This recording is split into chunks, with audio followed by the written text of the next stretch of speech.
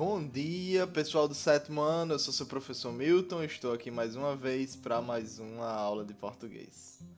Pessoal, na última aula a gente leu um texto, não foi? E eu passei um exercício para vocês. Então, fizeram um exercício da página 40 do livro de Gênero, Leitura e Análise. Fizeram? Então vamos lá, vamos começar a correção desse exercício, tá bem? Então, a primeira pergunta é a seguinte: o sistema de comunicação dos animais pode ser comparado ao nosso sistema linguístico? Justifique, tá? E aí, o que é que vocês responderam, pessoal? Vocês colocaram que sim? Se sim, por quê? Tá? Mas a resposta esperada, não vou dizer nem a resposta certa, mas a resposta esperada é não. Porque, segundo a autora, só a língua permite diálogo. E o que é o diálogo? O que é isso? O que é o diálogo?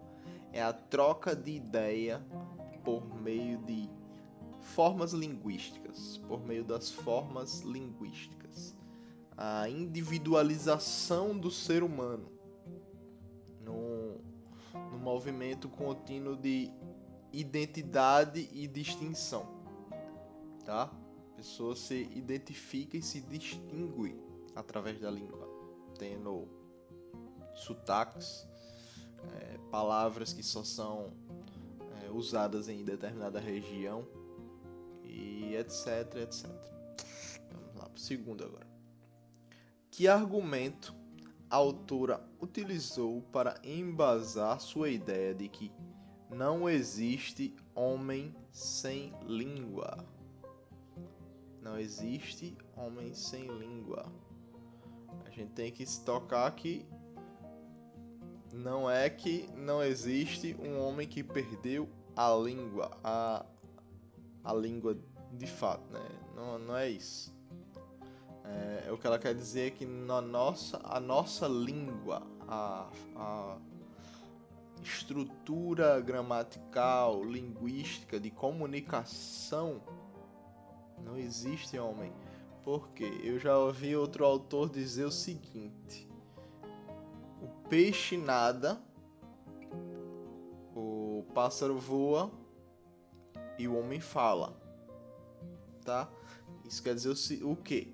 Que essa é uma das características que nos tornam humanos. É uma das características mais marcantes da nossa espécie, do nosso ser. É isso que a gente faz, a gente se comunica dessa forma. A gente estabelece regras para nossa gramática, para nossa língua e se comunica. Então, a pergunta é: que argumento que a autora utilizou? Qual foi esse argumento? Agora a gente tem que basar no texto, né? Na fala dela. O argumento que ela utilizou foi o quê? Foi a ideia de que o homem não há homem sem língua, é respaldada pelo fato de que, a partir da necessidade de comunicação que todos nós temos, acabamos criando um sistema de comunicação. Tá certo? Então, o exemplo que a gente pode ter também é a linguagem dos surdos. Mesmo sem conseguir emitir sons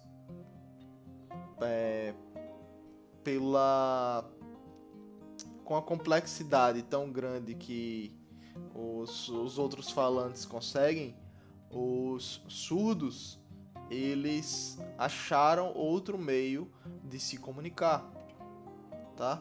Eles acharam outro meio de se comunicar. Que meio é esse? É a linguagem de sinais, tá? No nosso caso, a linguagem brasileira de sinais, a Libras. Os surdos arranjaram esse meio de se comunicar, mesmo sem conseguir falar, eles conseguem se comunicar, entendem? Então, essa característica é algo intrínseco ao homem. Se a gente não vê, a gente consegue arranjar uma maneira de se comunicar, tá? A gente sempre vai arranjar.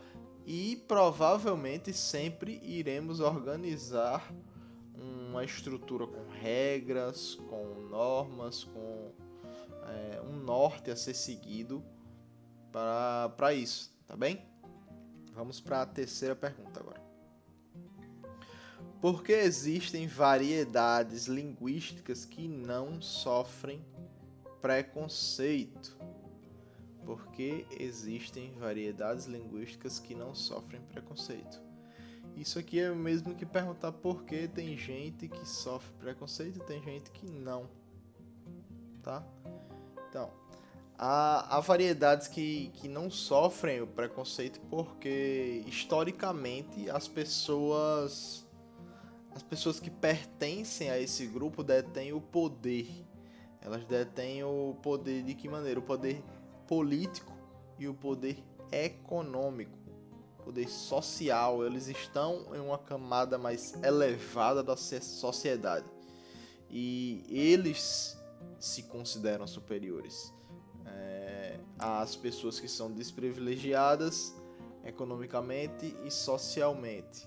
Ou seja, tem uns tipos de línguas que não sofrem preconceito, pois determinada camada da sociedade se coloca em um lugar elevado, se coloca em um lugar onde não pode sofrer esse tipo de preconceito e exerce esse preconceito com as outras camadas desprivilegiadas, os mais pobres, as pessoas do interior, pessoas do Nordeste. Vocês que usam a internet, assim como eu, devem usar bastante até. Já podem ter sofrido algum preconceito dentro de algum jogo por ser nordestino. E isso, pra gente que joga, a gente vê que é comum, que isso não é algo que acontece uma vez e nunca mais. Isso acontece bastante, tá? E a gente é menos importante porque a gente é nordestino, porque a gente nasceu no Nordeste? Não, de maneira alguma, né? A gente é tão importante quanto qualquer outra pessoa nesse país, qualquer outra pessoa nesse mundo, tá?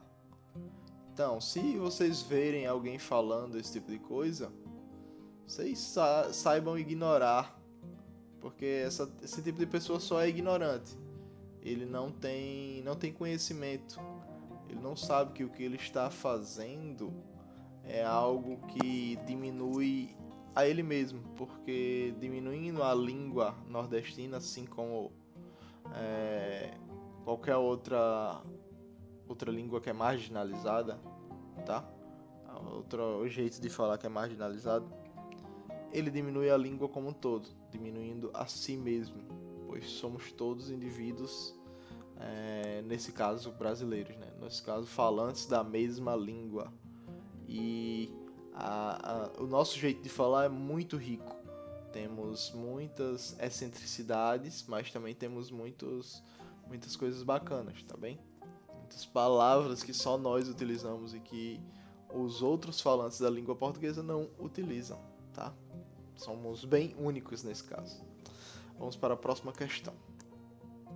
Em que dispositivo legal a autora fundamentou sua ideia de pedir a criminalização do preconceito linguístico e por quê?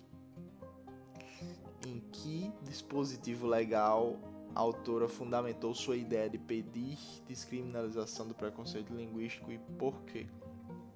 Ó, pessoal, tem uma coisa na nossa lei brasileira que se chama Constituição. É um apanhado de leis que foi juntados, que as pessoas juntaram por algum tempo. Acho que foi em 86 que foi quando foi criado, ou foi 88, não tenho plena certeza disso. Mas é a Constituição. São leis que regem o país, tá? E é na própria Constituição brasileira que a autora se apoia. Ela, na Constituição diz: ninguém será submetido a tortura, nem tratamento desumano ou degradante, Segundo ela, torturar moralmente uma pessoa por causa da forma como ou essa pessoa fala é um tratamento desumano e degradante, que seria um crime perante a Constituição, tá? Isso aqui é segundo a autora. No próprio texto, na leitura do texto e interpretação dele, eu falei para vocês que eu acho isso um exagero. Mas a gente está perguntando aqui qual é a visão da autora e onde ela se fundamentou, tá? Então é isso. É isso aqui. Quinta questão. Segundo a autora, o preconceito linguístico não atinge apenas a forma como as pessoas falam. Por quê? Porque o preconceito linguístico não atinge apenas a forma como as pessoas falam, hein? Então, porque as formas linguísticas representam o indivíduo. O jeito que você fala representa você. É você. Você constrói a si mesmo a partir do modo como você fala, tá? Então, a sua identidade, o jeito de você ver o mundo é construído a partir da sua linguagem. A forma como você enxerga o mundo é construída a partir disso. Por isso, o preconceito linguístico não é só linguístico. Por isso, ele é mais profundo. Quando alguém está reclamando do jeito da gente falar, ele não está incomodado por a gente falar diferente. Ele está incomodado por a gente ser diferente. Certo? Vamos ler então esse segundo texto aqui. Vamos lá, o nome do texto é Tem que ter atitude. E temos um subtítulo aqui: Mais do que faculdade de primeira linha, o importante é o brilho nos olhos. O que é ser um talento? Quando comecei minha carreira, há mais de 20 anos, isso tinha muito a ver com a bagagem dos jovens candidatos. Ou seja, quando alguém fazia parte de uma das 3 melhores universidades do Brasil e falava inglês fluente, já era considerado um talento. E todo o resto passava a ser algo a mais. Lembro-me de quando participei do programa para trainees da Unilever. Eu ainda não tinha inglês fluente e tampouco havia feito uma das faculdades eleitas, mas tinha algo que continua fundamental nos dias de hoje: o brilho nos olhos. O tempo passou e hoje o conteúdo já não é diferente, mas uma obrigação. Agora, vital é a atitude. E a atitude, para quem está no começo da carreira, tem a ver com disponibilidade e vontade. Quem não se encanta ao entrevistar um jovem ou uma jovem que nos contagia ao contar que fez em tão pouco tempo de vida profissional? Não importa se foi algo pontual e até pequeno quando comparado ao tamanho da empresa. O que vale é ser protagonista de sua vida. Hoje, os profissionais estão muito preocupados com o que a empresa vai dar em troca, e o termo vestir a camisa virou motivo de chacota. Esse comportamento faz parte daqueles que delegam a responsabilidade de seu futuro à empresa e que dificilmente chegarão lá. Sou da antiga geração que valoriza o empenho e a força de vontade. Isso não tem nada a ver com o conceito de workaholic. Ao contrário, o tempo fora da empresa é alimento para a criatividade. É quando a gente verdadeiramente gosta do que faz e pensa em como aumentar nossa contribuição até quando vai ao cinema. Tirando ideias de, quem sabe, um filme de Woody Allen, de uma exposição, de um bom livro. Enfim, Para definir um talento, hoje é preciso relacionar muitos adjetivos, mas nada substitui o brilho nos olhos aliado aos frutos colhidos com uma trajetória baseada em valores. Isso alimenta qualquer alma que esteja começando no mundo corporativo. É um texto de Ana Chaya e saiu em alguma revista na edição de junho de 2008. Tá bem? A aula vai ficando por aqui, pessoal. Na próxima aula vamos continuar essa série de correções. Vamos corrigir esse exercício, tá? E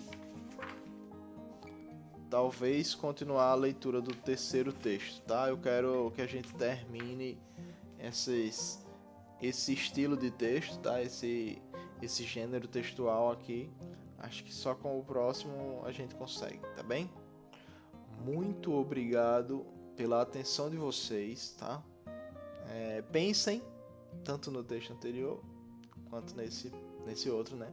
O brilho nos olhos quando se faz alguma coisa é algo muito importante. E aí, vocês já encontraram o que traz o brilho nos olhos para vocês? É cedo demais ainda, né? Para quem não encontrou ainda, que continue seguindo em frente, continue procurando que você chega lá. E para quem já encontrou, siga firme nisso. Siga firme nisso. Tchau.